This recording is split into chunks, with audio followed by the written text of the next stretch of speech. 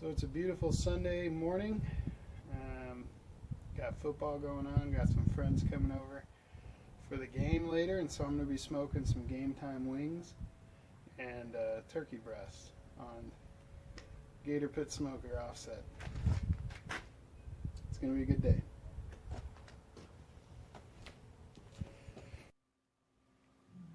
Okay, so this is the marinade that I did for my chicken wings.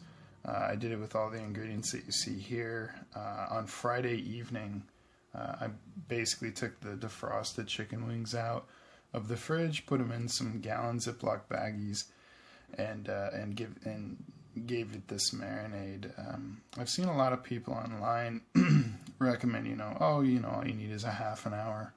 And just in my personal experience, that when I do a quick marinade, I just don't taste any of it. It's like, might as well have not gone to the effort because you didn't give it enough time for those flavors to really penetrate the meat. So I like to give it at least 12 to 24 hours if I can.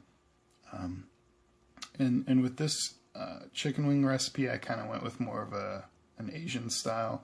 So I do about 2 tablespoons of soy sauce, about 4 tablespoons of teriyaki sauce.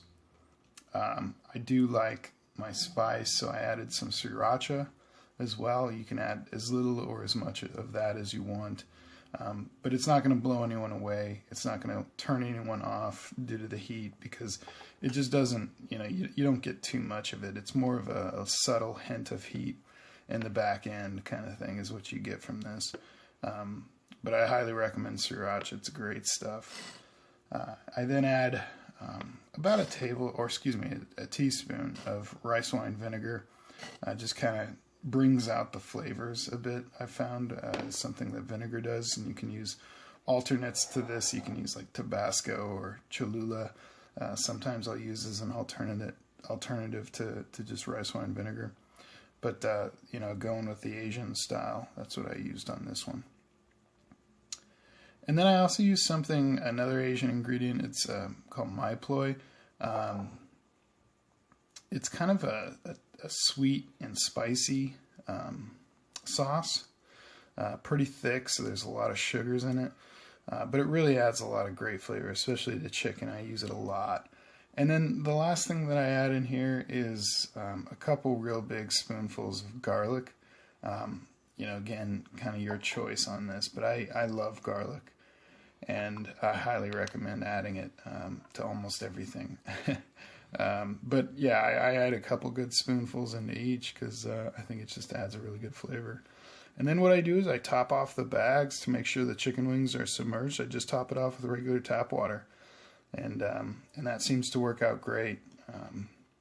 So if you like how they come out, give it a try and let me know what you think in the comments.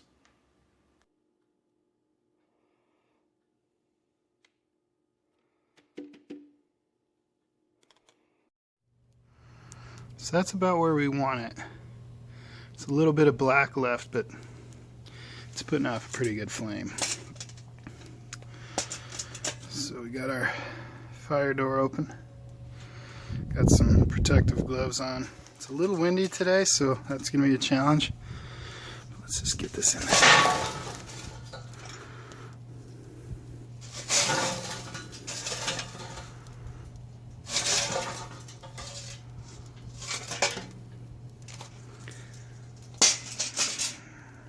Empty. Little coals underneath there. And that's pretty much what you want. I'm going to get a little shovel and kind of pull in the coals to the middle. I just, I'm not fancy. I just use this stupid thing. Kind of pull them in here. Bring the ones from the very back up front a little bit. Just try and make a nice pile. Again, you want to use some nice high temperature gloves for this because it is hot. It's even hot with the gloves, so.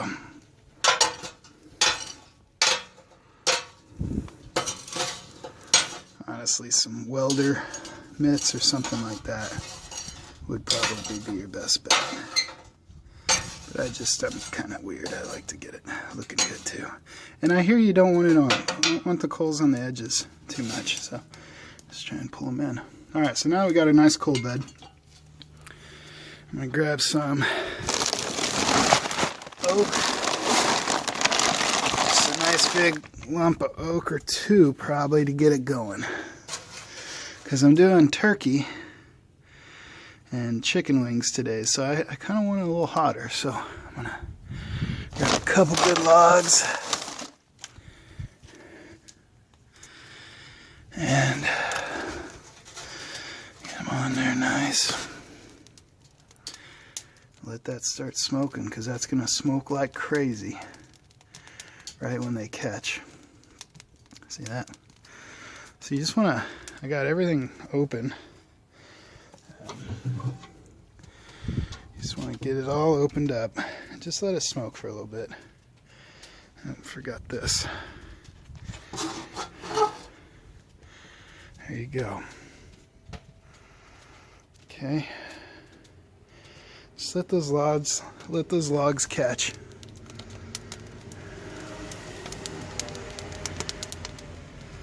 And once they kind of get to the point where they're burning instead of smoldering like that, then you can kind of shut up your pit and let it come to temperature. You can close it up now, but you're just introducing a little more creosote than I like. So I typically like to let it burn a little cleaner before I close it up and bring it up to temp. I mean, you're going to be spending 4 to 12 hours doing this thing.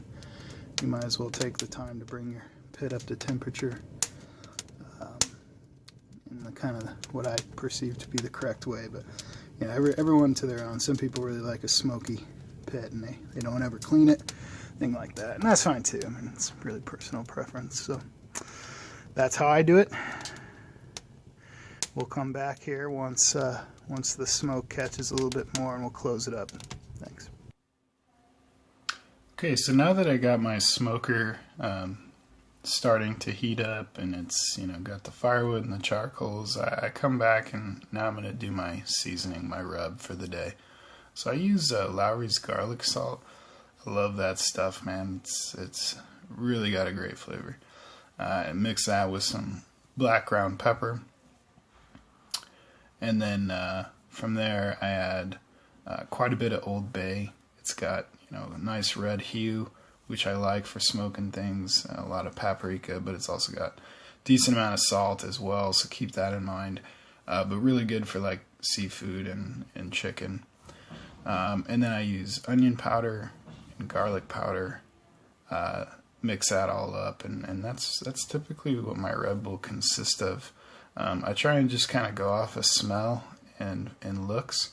So if it's the right color that I want and it smells good, then that's pretty much the rub I'm going to use. It's nothing fancy, but I'm telling you, this rub really goes great on turkey, chicken, any kind of poultry. So I recommend at least giving it a try.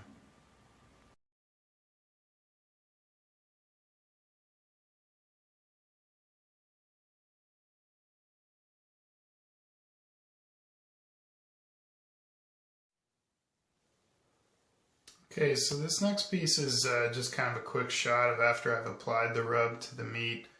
With the turkey breast, I peel up the skin and apply the seasoning both underneath the skin, directly on the meat, as well as on the skin once I replace that. And then, you always want to do the bottom side and then flip them over and season the top, and then just leave them. But one thing I would note on this is the drying rack here, or baking rack.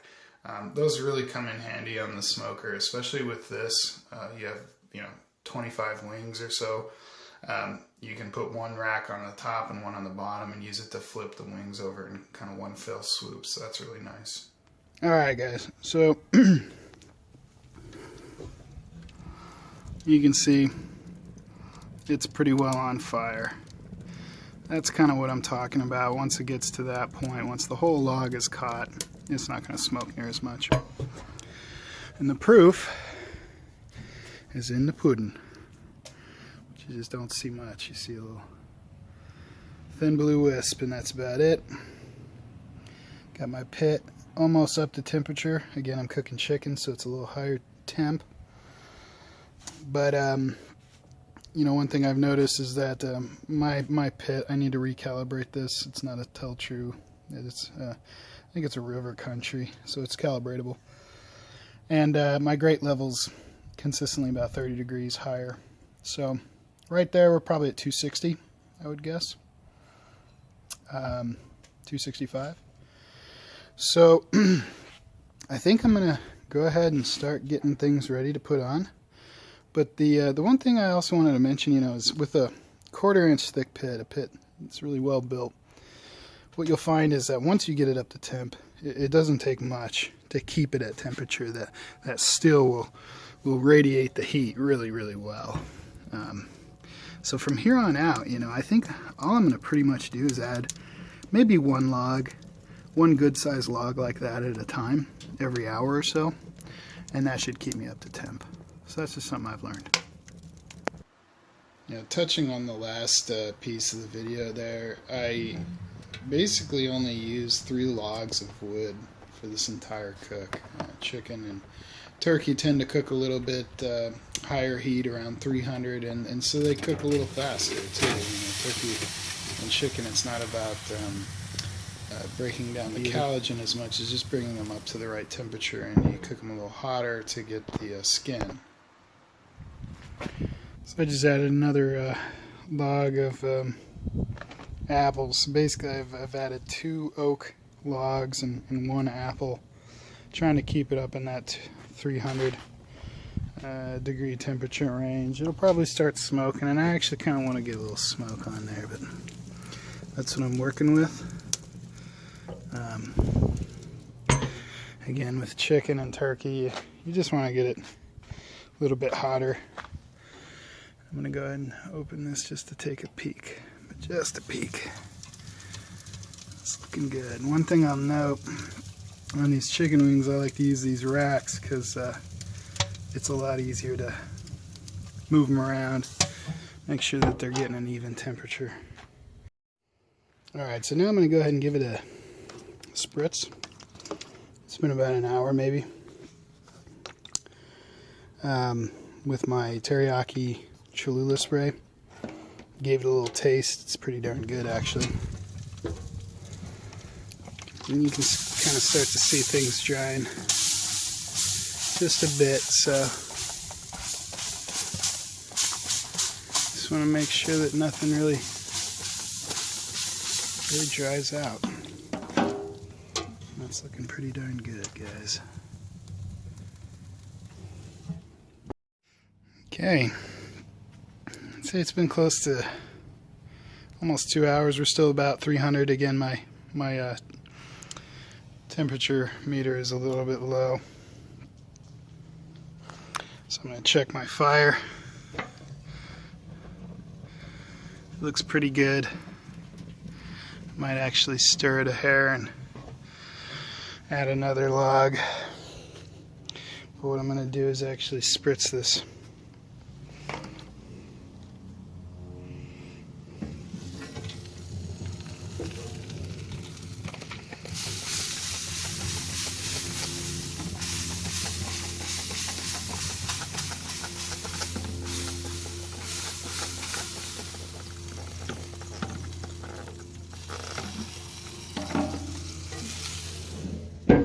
I think I'm also going to rotate and perhaps turn around or turn upside down my wings as well. But again, you know, if you're looking, you're not cooking, so I want to keep that door shut. And I'll probably come back and show you guys what that looks like, but you really don't need to, so maybe I won't. Anyways, I'm going to temp these things just to see where they're at, probe them a little bit, and we'll keep it going. Alright guys, everything is pretty much done. Just want to give you a good look at how awesome this stuff looks, man. You got the turkey breast there, just temped everything. I'm going to leave it on for a little bit longer. The wings are about ready. Dark meat's about ready, and that turkey breast is definitely ready. So everything's about to come off. It looks gorgeous. I'm telling you, this is gonna be good. Alright guys, now this is what we're working with. I'm telling you, I already tried these wings and they are unbelievable. Applewood smoked, a little bit of oak, mostly applewood. Got my chicken breast there. It's rested probably enough to cut into it and see what we're working with here. Ran out of tin foil, so I had to use some Glad press seal.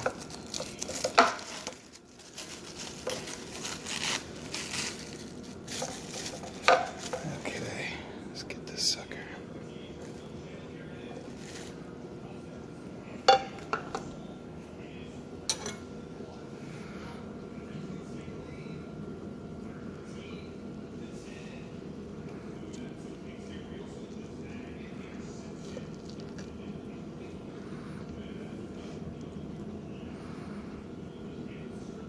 That is juicy.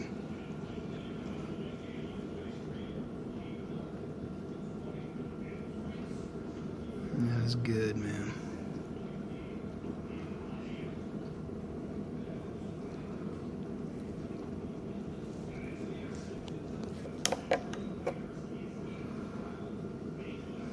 Trying to do this one-handed, but you can see a little bit of a smoke ring there. Came through pretty good. I don't think the camera does this justice, but I'm gonna go ahead and try this little tender juiciness right there.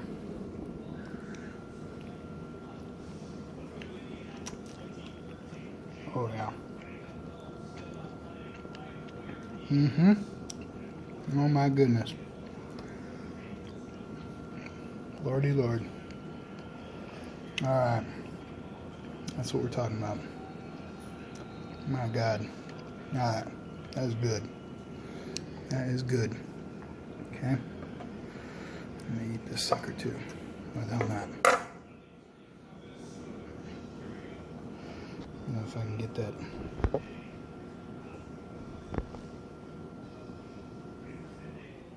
Believe it or not, there's actually a bit of a smoke ring there. It's hard to see, but it's there.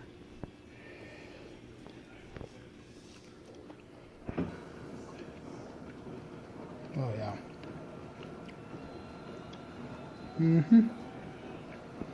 Okay. My goodness. I am a fan. Never thought I liked turkey so much. But it's got a ton of flavor. I also do a little bit of dark meat here. I don't think I'm going to do a whole lot with that. As you can see, there's some dark turkey meat in there as well. Looks great. That's rested a bit. Might go ahead. I love myself some dark turkey meat. So let's just cut off a little.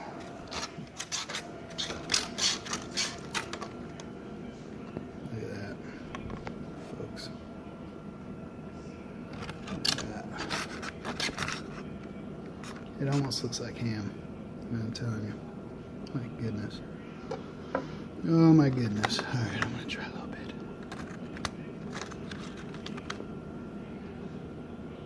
Look at that juiciness. My lord. Oh yeah. That's a meat snack. My God. Everything's just great. I've never had a smoked wings before this, but I might have a favor over fried.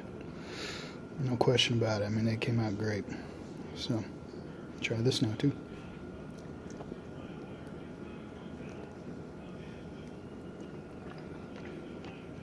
Oh yeah. Telling you. Glorious. Unbelievably good. Hope you guys enjoyed. Alright, YouTube. So, today was a great day. Had some friends over, had a lot of chicken wings, we had smoked turkey breast, we had and some dark turkey meat as well. And, you know, did some mashed potatoes with some Yukon Gold potatoes. Did some gravy, mixed vegetables. We had some watermelon. It was really great. Had a lot of good friends over, a lot of kids over, and everyone really liked it. Especially the wings was a huge hit. You know, the marinade and the spritz really, I think, came through, and you had a nice subtle spicy texture or spicy flavor. So one of the things that I was going to touch on, something that I don't really see many people talk about, is kind of what they do after they finish smoking. And I've let this all cool. You know, everything's burnt down. Nothing left really except for ash. So what I like to do is I kind of come in here and I will scrape off all this junk, even to the point where you get in here and my tuning plates, I'll take like a putty knife, but you know, some people use a plastic putty knife, like a really hard plastic putty knife. I just use a metal putty knife on the tuning plates. You know, it's not really scraping anything too much off, but I try and keep them fairly clean. Then I take a brush, something like this, you know, brush it off. Every now and again, after it cooks and it's still hot, I'll take some water and spray it down in here to get some mist and clean it with kind of that steam and mist. It helps to get a nice clean. And it also helps to kind of get the grease and stuff to drain out. Another thing that I do when I cook is I try and have this gradient where, you know, it's a little bit kind of leaning this way, as you can see by the bubble there. I try and get everything to lean that way because you want your grease to pool down here towards the grease drain. If you don't, what can happen is grease will pool over here. If it's tilted the other way, grease will pool down here. Well, that's bad news because this is your firebox, and you can get a grease fire really easily. So avoid that. Little things like that as you start smoking is kind of good to keep in mind. So what I'm going to do is brush off the interior. I'm going to take a brush and get, you know, everything out of here. I know this is cool because it's been hours. Just kind of, you know, brush that a little bit. It's a fire grate, so no big deal. And then sweep all that into a little tin pan, and then I put water in there. You know, Rich from Gator Pits actually warned me that, you know, he had a buddy who would just put his ashes in the trash can, and started his garage on fire because those ashes will remain hot for a really long time, longer than you would expect.